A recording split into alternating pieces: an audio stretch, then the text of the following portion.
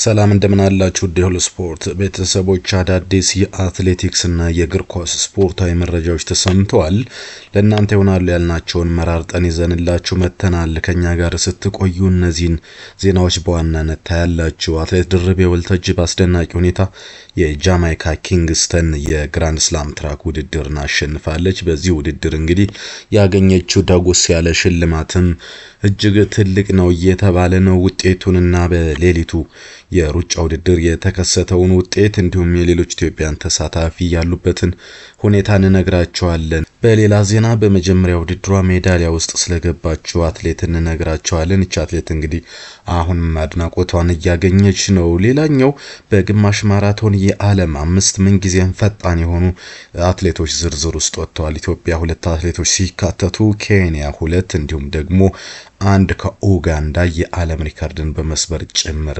ተካቷል እነዚህን ጉዳይ በዝርዝር እንነግራቸዋለን ማንቸስተር ዩናይትድ ሊለቅ ይችላል የተባለው ጋርናቾ መኖሪያ ቤቱን ለሽያጭ ማቅረቡ ተሰምቷል ቶማስ ሙለር ከ25 ዓመታት ቆይታ በኋላ በአመቱ መጨረሻ ባየር ሙኒክን ይለቃል እየተባለ ሲሆን ፔፕ ጋርዲዮላ በሰጡት መግለጫ ደግሞ ኬቨን ደብሬኒ እንዲለቅ ከውሳኔ ላይ የደረሰው አካል ማን እንደሆነ ይፋ አድርገዋል አርሰናል በትናንትናው ጨዋታ ከእንግሊዝ ፕሪሚየር ሊግ ሻምፒዮናነት መሰናበቱ ግልጽ ሆኗል ይህን ተከትሎ እንግዲህ ባሉት ተጫዋች በውስን ስኳድና በውስን በጀት ትልቅና ማራኪ ቡድን መገንባት ስለቻለው አርቴታ ብዙ እየተወራ ነው እንነግራቸዋለን ወደ ኢትዮጵያ እግር ኳስ መልሰን አስቻለው ታመነና አስታውሳለን አስቻለው ታመናውን ማነጋጋሪነቱን ቀጥሏል በሞሳላህ ማላ የተነሳውን ፎቶ በማህበራዊ ሚዲያ መልቀቁን ተከትሎ እርሱም መነጋገሪያ ነው በሌላ ዜና ፓሪስ ሴን ዠርመን ሻምፒዮን ሆኗል እንዲሁም ክርስቲያኖ ሮናልዶ አሁን ላይ ያለበት ስኬት ምክንያቱ ምንድነው ወደፊትስ ምን ያስባል ስለሚለው ጉዳይ አንስተዋል በመጨረሻ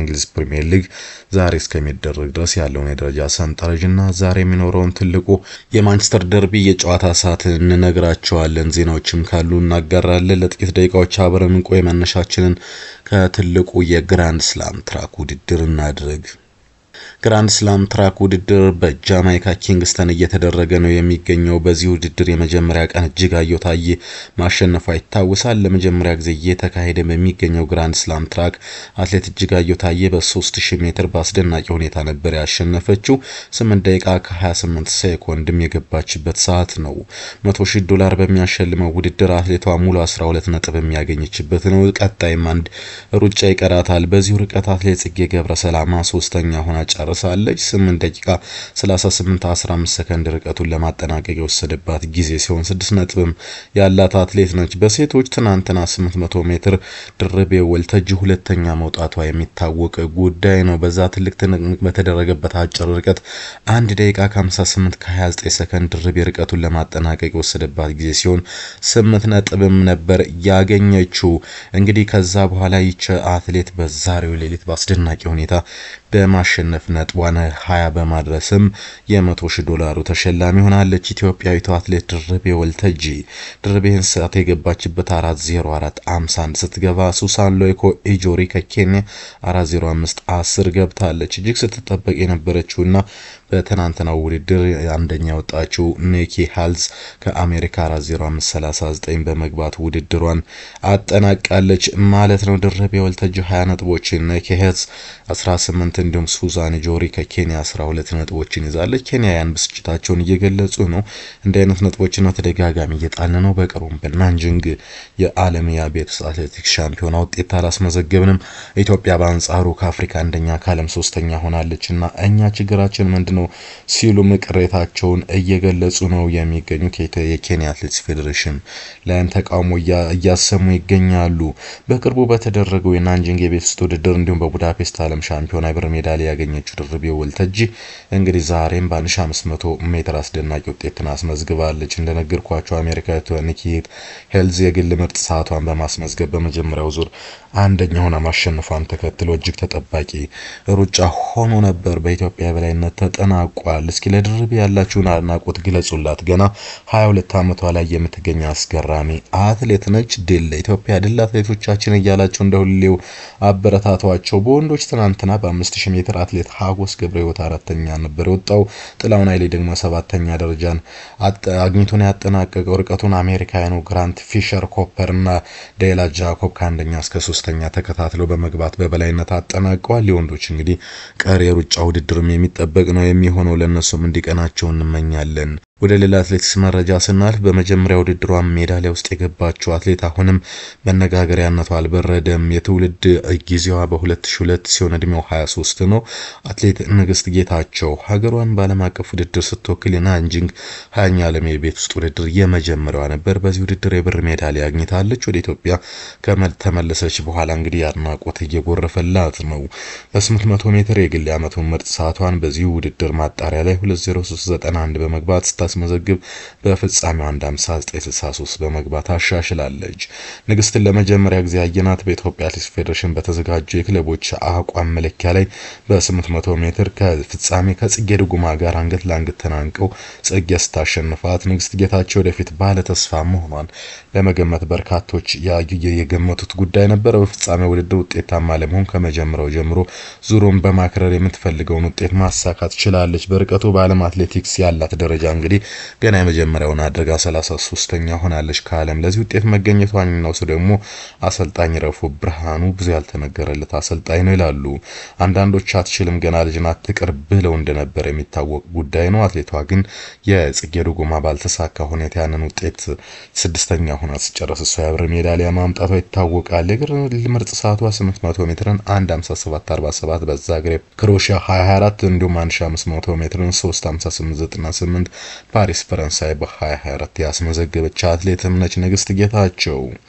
የግማሽ ማራቶን የዓለም ፈጣን ሰዓት ውጤት ይፋ ተደርጓል። ይህን ተከትሎ ኢትዮጵያና ኬንያ 2 ሰዓቶችን ማስመዝገብ ችለዋል። በአንደኝነት ላይ የተቀመጠው ጃኮብ ኪፕሊሞ የኡጋንዳ ነው። 56:42 በሆነ ሰዓት ላይ የዓለም ሪከርድንም በመያዝ አንደኛ ላይ ሲቀመጥ ዮሚፍ ቀጀልቻ 57:30 ሁለተኛ ፈጣን የዓለማችንን ሰዓት ማስመዝገብ ችሏል። በ5 ኪሎ ሜትር በግማሽ ማራቶን ውድድር ኪቢዮት ካንዲ ከኬንያ 57:32 በማምጣት 3ኛ ሲሆን ሀጎስ ገብረሕይወት 57:41 በመግባት የአራተኛ በመሆን ኢትዮጵያን ከ1 እስከ 5 ዝርዝር ውስጥ 2 ማስገባት ችሏል። ሮኔክስ ኪፕሪቶ ከኬንያ 57:49 ያለው በአጠቃላይ ከ1 እስከ 5 ባለው ዝርዝር ውስጥ ሁሉም አፍሪካውያን ሲሆኑ ኢትዮጵያ 2 ኬንያ 2 እንዲሁም ኡጋንዳ ደግሞ 1 በማስመረጥ እንግዲህ የዚህ ዓለማችን የግማሽ ማራቶን የታሪክ ውስጥ ከፍተኛውን ስፍራ ያዙ አፍሪካውያን አትሌቶች ሆነዋል። እስኪ አንድ ጉዳይ እናንሳ። አስቻለው ታመነ በባለፈው የዋሊያዎቹ ጨዋታ እጅግ መነጋገሪያ ከነበሩ ሰዎች ውስጥ አንዱ ነው። በተለይ እንግዲህ በተነሳው ፎቶ ምክንያት እርሱ ፎቶሾፕ ነው በሚለው ከቦርጭ ጋር በተያያዘ ጉዳይ እጅግ መነጋገሪያ ከሆነ ጉዳይ አንዱ ነው። ያኛውም እንግዲህ ከዛ በኋላ በደስታ አገላለጽ ኢትዮጵያዎች ዋሊያዎቹ ጅቡቲን በሰፊ ልዩነት ካሸነፉ በኋላ እንግዲህ ቦርጫቸውን የደስታ አገላለጻቸውን በማሳየት ከደጋፊዎች ጋር ብሽሽቅ ውስጥ ገብተው ነበር። ከዛ በዘለለ አስቻለው በሰጠው አስተያየት የሞሳላህን ማሊያ መቀበሉ ነበር። እርሱ ግን እና አቡበከር ናሰርና ነከሪም እንዲሰጣቸው ሲጠይቁት እኔን ምርጥ ተከላካይ ነው ጉድ ዲፌንደር ነው ብሎ አድንቆኝ ለምኖኝ ነው የሰጠው። በርካቶች እንዲያውም ከርሱ ማሊያቸውን ለመቀበል ሌላ ብሔራዊ ቡድንም ሳይቀሩ ይሰለፋሉ፣ ነገር ግን እኔ ራሱ ጠርቶ ነው የሰጠኝ ብሎ ነበር አስቻለው ታመነ። አሁን የሞሳላህን ማሊያ ለብሶ ፎቶውን መልቀቁን ተከትሎ ድጋሚ መነጋገሪያ ሆኖ ቀጥሏል። ወደ ሌሎች ጉዳዮችን ለፊሁል ስፖርት ነው የውጭ አጫጭር ስፖርታዊ መረጃ ሰዓታችን ላይ ደርሰናል። ጋርናቾ ማንቸስተር ዩናይትድ ሊለቅ ይችላል እየተባለ ነው። ይህን ተከትሎ መኖሪያ ቤቱን ለሽያጭ ማቅረቡ ተሰምቷል።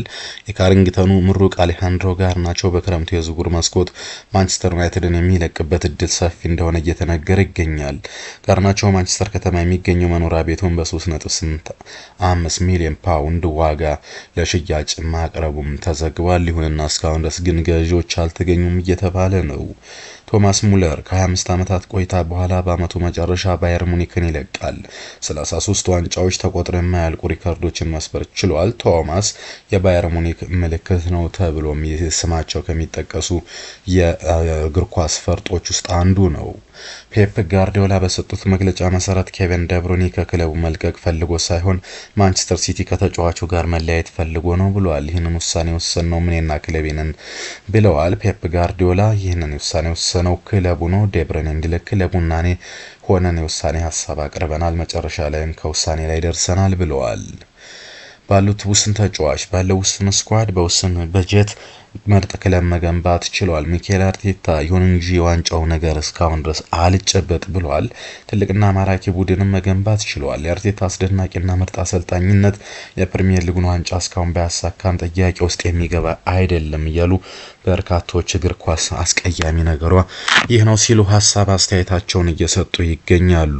በሌላ ዜና ፓሪስ ሴን ዠርመን ሻምፒዮን ሆኗል። የፍሬንች ሊግ 1 በ74 ነጥቦች እየመራ የነበረው ፒኤስጂ ከኤንዤ ጋር ያደረገውን ጨዋታ 1-0 ማሸነፉን ተከትሎ 6 ጨዋታዎች እየቀሩት ከወዲሁ የሊጉ ሻምፒዮን መሆኑን አረጋግጧል። ለአራተኛ ተከታታይ ዓመታት የሊጉ ሻምፒዮን የሆነው ፒኤስጂ ባለፉት 13 ዓመታት 11 ጊዜ ሊጉን በማሸነፍ በታሪካቸው 13ኛ የፈረንሳይ ሊግ ዋንጫቸውን ማሳካት ችለዋል። በተጨማሪም ፒኤስጂ በሊጉ ታሪክ ለመጀመሪያ ጊዜ ምንም ጨዋታ ሳያሸንፍ ለማጠናቀቅ የ6 ጨዋታዎች እድሜ ብቻ ይቀራቸዋል። ፒኤስጂ በውድድሩ በአመቱ ባደረጋቸው 26 ጨዋታዎች 23ን ሲያሸንፉ በ5 አቻ ተለያይተዋል። አሁን ትልቅ ጥያቄ በቀጣይ የአውሮፓ ሻምፒዮንስ ሊግንስ ማሸነፍ ይችላሉ የሚለው ሆኗል። ክርስቲያኖ ሮናልዶ በጎል ግስጋሴው ቀጥሏል። ካሁንም ደግሞ 2 ጎሎችን አልናስር ከአልሂላል ባደረጉት የቅዳሜ ዕለት ጨዋታ ማስቆጠሩ ይታወቃል። ክርስቲያኖ ሮናልዶ ጠንክሬ እሰራለሁ፣ ሰውነቴን በደንብ ጠብቃለሁ፣ ጎሎችን ማስቆጥራለሁ ብሏል። ቡድኑን በመርዳቴም ደስተኛ ነኝ ሲል አክሏል። ነገር ግን እንዳልኩት በጣም አስፈላጊው ነገር ቡድኑ ጥሩ እንቅስቃሴ ማሳየቱ ነው። ለሊግና ለእስያ ዋንጫ እየታገልን ነው፣ እናም በድላችን ማመን አለብን ሲል ተሰምቷል። በመጨረሻ በዛሬው ዕለት የማንቸስተር ደርቢ ይደረጋል። ምሽት 12:30 ላይ በኦልድ ትራፎርድ የሚደረግ ጨዋታ ነው። በዚህ ጨዋታ እንግዲህ በርካታ ነገሮች ይጠበቃሉ ተብሎ ይጠበቃል። መጨረሻ ላይ የሚገኘው ማለት በደረጃ ሰንጠረዡ ወገብ በታች የሚገኘው ማንቸስተር ዩናይትድ ከትልልቅ ክለቦች ከታሪካዊ ተቀናቃኞች ጋር ጨዋታ ሲያደርግ ውጤት እያስመዘገበ መውጣቱን ተከትሎ በዚህ ጨዋታ ምን ይፈጠራል የሚለውም እየተጠበቀ ነው። እስኪ ግምታችሁን አስቀምጡልን። ማን ያሸንፋል? ማንቸስተር ዩናይትድ ወይስ ማንቸስተር ሲቲ? በእርግጥ የእንግሊዝ ፕሪሚየር ሊግ የደረጃ ሰንጠረዥ ሊቨርፑል ወደ ሻምፒዮን የሚሆነው እየተረጋገጠ ይመስላል። 73 ነጥብ አለው፣ አንደኛ ነው። አርሰናል 62 ነጥብ አለው፣ ሁለተኛ ነው።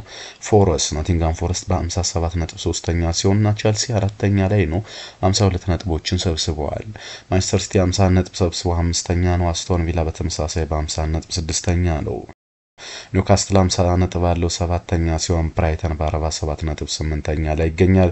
ማንቸስተር ዩናይትድ በ37 ነጥብ 13ኛ ደረጃ ላይ የሚገኝ ነው። ከሱ ወራጅ ኤቨርተን 35 ነጥቦችን በመያዝ 14ኛ ደረጃ ላይ የሚገኝ ሆኗል። ያልተጠበቀ ውጤት እያስመዘገበ የሚገኘው ቶትናም በ34 ነጥብ 16ኛ ደረጃ ላይ ተቀምጧል። ክቡራትና ክቡራን የሁሉ ስፖርት ቤተሰቦች ለዛሬ ለተሰንበት ያስኩላችሁ ስፖርታዊ መረጃዎች እነዚህን ይመስላሉ።